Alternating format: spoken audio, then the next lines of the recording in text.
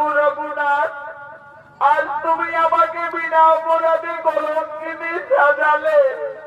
এই স্বামী, তুমি তো আমাকে লোকসার থেকে ফিরে এলে, আমাকে সকলের উপস্থিতিতে অগ্নি পরীক্ষা করিয়েছিলে প্রভু। সবকিছু যেন আজ আমি বিচারিছি। ওরে ভাই লক্ষণ, তোমার দাদা যখন আর আমার মুখ দর্শন করবে না, বলি আমার এই অযোধ্যায় থাকার প্রয়োজন হবে না রে ভাই।